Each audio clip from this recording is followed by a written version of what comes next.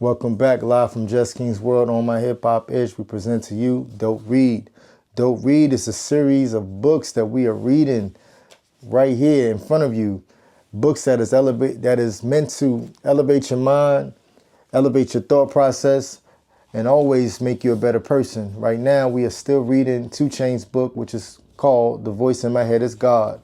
We are going into chapter 15, which is called Invest over Impress. Being intuitive or instinctive is like having something that you can really understand or articulate to someone to help them understand. There's no definitive way to articulate it when you come equipped with these senses.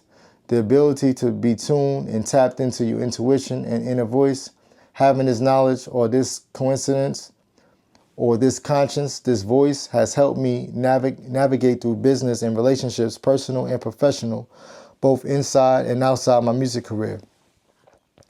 It's giving me game. Game. That's a loaded word with slightly different interpretations depending on how you're using it. It's been used in many regions and traps for quite some time. I heard it growing up and still hear it almost every day. Here's the thing. I'm not talking about game, like playing a game or sports. I'm talking about how a person approaches life, how somebody's mind, principles, and integrity works, wisdom, the way a person moves in a world and understands the world around them, the rules of life, relationships, neighborhoods, and the order of things, that kind of game. Game can be easily explained. Like with most black vernacular, it doesn't have to have a neat definition. Game is mostly undefinable, but you know it when somebody's putting you up on it, putting you up on game. Have you ever found yourself in a conversation with somebody or a group of people who knew a lot more about a particular topic than you? And the longer the conversation continued, the more you started taking mental notes to make sure you have the information just in case you ever find yourself in a conversation again. That's called being put on game. This is about anytime you receive information that makes your life more holistic, more well-rounded. Many people have put me on game in my life, and I've put people on game. I'm a student of life, and I've been looking to learn. Information has always been key to my success. Oftentimes, we might pretend to know something we don't because we don't want to come off naive or uninformed. That's never been my approach. If there's something I don't understand or know enough about, I'm either going to ask questions or do my own research. Doing your own research is putting yourself up on game. You can't just wait for someone to put you on game. Sometimes you need to do it yourself. You understand what I'm saying? You understand what I just did here? Put you on game. I first started getting into real estate many years ago because my mother was a loan officer. She would put me on the game of how real estate worked. She did this sometimes by having direct conversations with me, and other times I just watched how she worked and listened to her conversations with other people. I was even a student in my own home. It only made sense that I would invest in real estate once I grew up and felt ready. I always believed in having various streams of income, even when I was trapping. My entrepreneurial journey started with selling real estate. I bought properties without knowing what to do with them. I was just hoarding them, would buy them and just have them. My first investments were some apartment buildings off Metropolitan near the Pittsburgh area. Pittsburgh is a historic black working class neighborhood in Atlanta. It was a great place for me to start and get my hands dirty. I continued buying properties for many years. Some were more successful than others. The more years I spent in real estate, the more game I learned. The more game I learned, the more I experienced financial gain. One of my more successful properties was on Peter Street. I actually purchased 3 properties on Peter Street around 2014. One of those ended up being acquired by a young lady named Snoop, who was already running a hospitality space. Her business was doing very well, which made an impression on me. Running a successful business is not easy. There are a million things to worry about and a billion things to stay on top of. When I interviewed Snoop, she explained to me that she needed more space. And after seeing her P&Ls, I knew she was about her business.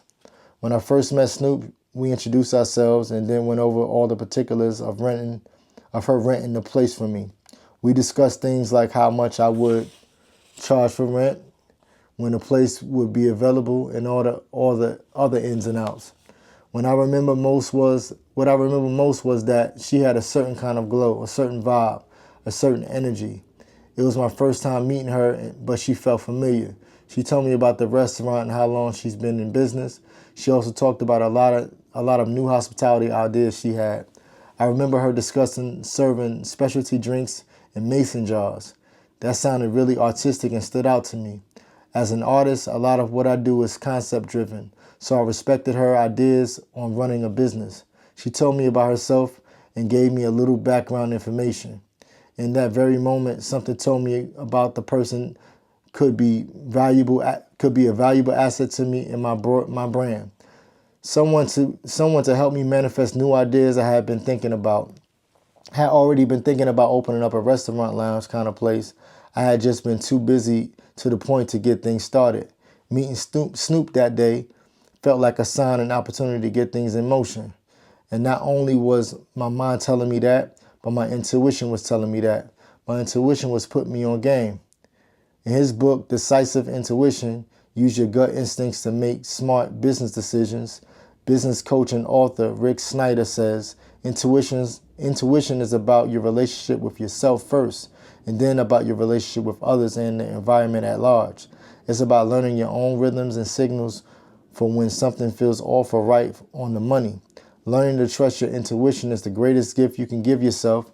It makes a difference in business decisions, and it enables you to have a purposeful, fulfilling life.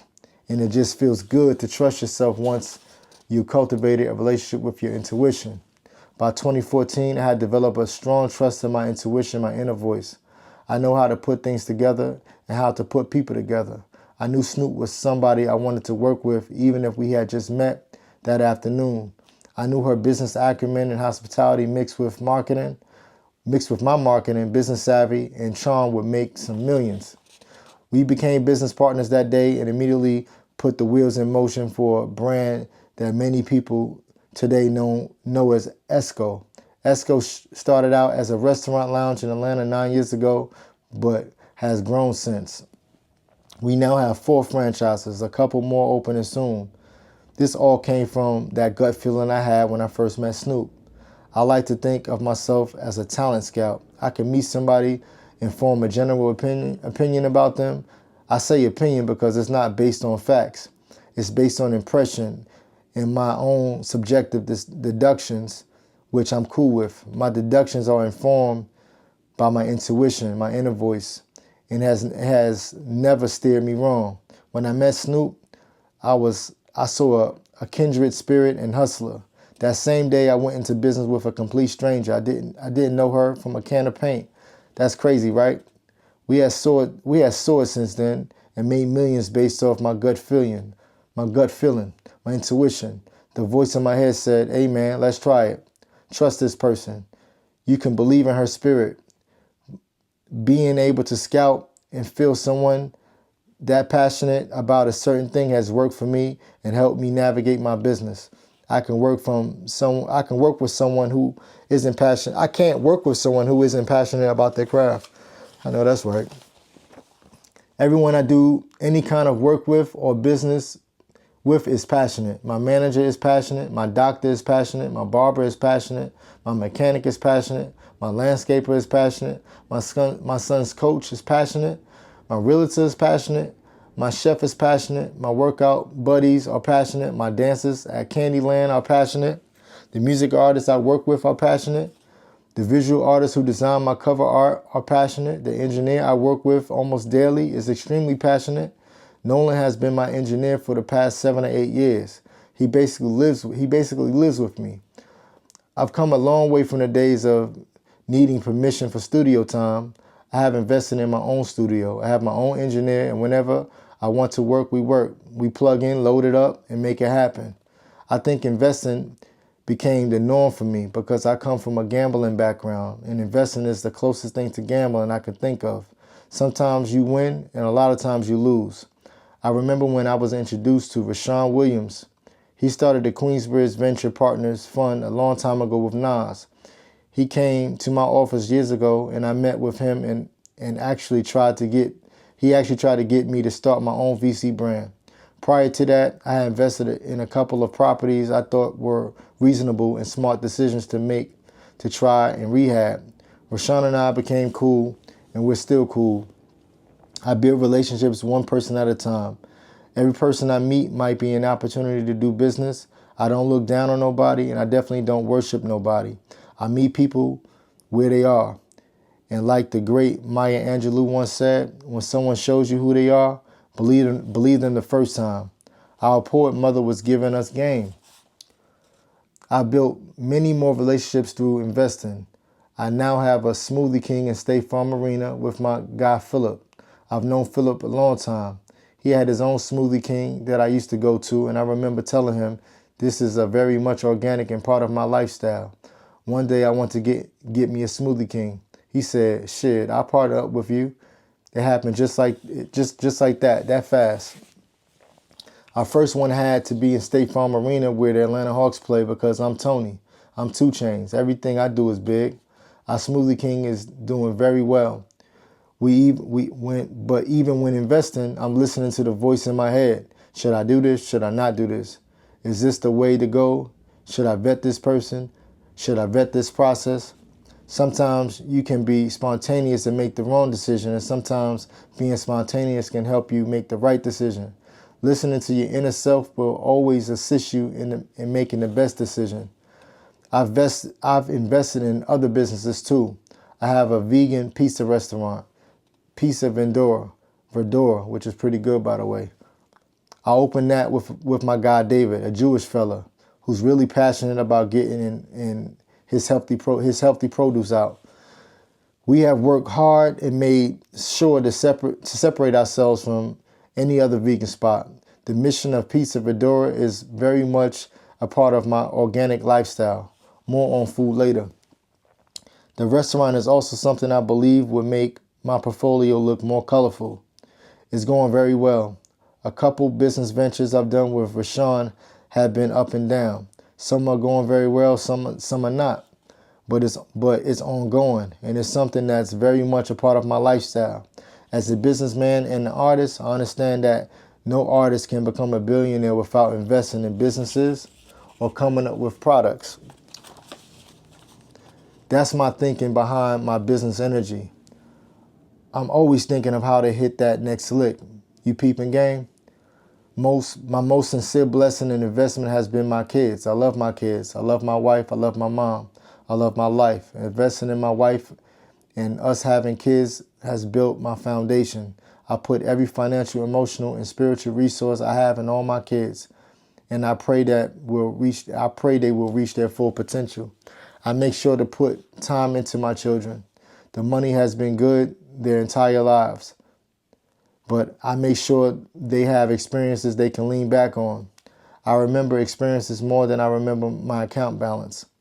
I'm always trying to do something with my kids, take them traveling to a game, introduce them to interesting people. Whether it makes sense to them now, I hope it will in the future. My kids have been all over the globe.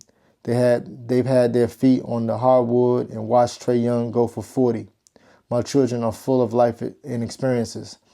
I made it cool to sit courtside with your kids at NBA games. Everybody used to have an entourage with them courtside. We had to switch that up. Ain't nothing doper than being courtside with your kids and sharing that experience with them. The ones you live with and do life with. Good memories with the people you love stay forever. On any given day, I can remember every single moment with my pops. All of his investments in me. You dig what I'm saying? Fathers, lean in. I'm putting you on game. Not too long ago, I went to the Alante to look at some jewelry. I was close to buying this really nice expensive chain. My intuition told me for the same price the jeweler is about to charge for the chain, you can expand your business brand. And like I always do, I listen. I used the money I was about to spend on that chain to invest in Pizza Verdura, full circle. To be clear, I had the money to do both, but I already had so many chains. What or who I am trying to impress by buying another? I don't think you can ever have enough businesses. Something told me, don't do that, do this. And now I'm a business owner, a business partner. I had to grow into this mentality, had to grow into trusting my business gut. In the past, I would have definitely wanted to put that shine on. You see it, you buy it, you wear it. It has that instant gratification. That's not how owning a business works. It could be anywhere from 3 to 5 years before you see a profit or get that gratification. It's not instant. I'm trying to put you on game. You dig? I could have gotten that chain. I could have done both.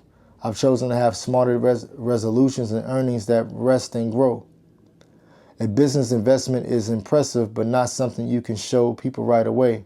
A lot of my entrepreneurship is based on organic connections, my being an organic individual. In addition to Esco restaurant lounges in Atlanta, Columbus, Dallas, and Memphis, Smoothie King, and Pizza Fedora, I also own Candyland, a swanky Atlanta strip club. I invested in Zen Water and Instacart. I am a business. All these business opportunities happen organically and mean plenty to me. But no material investment has meant more than the houses I've been able to buy my mama. No property, restaurant chain, watch, or car has meant more than handing over house keys and reminding her that God is love. That's a dope chapter. That's definitely one of my goals is to buy my mother like a house or do something special. I've always wanted to do that. I have not yet been able to do that, but I plan to do that before it's all said and done. Make sure that her whole life is on autopilot. That's a goal of mine. I plan to do that. 2 Chainz definitely put me up on game. I definitely need to up my real estate game. I plan to do that. And I can definitely do that with my daughter. She's in real estate. And that's what I plan to do.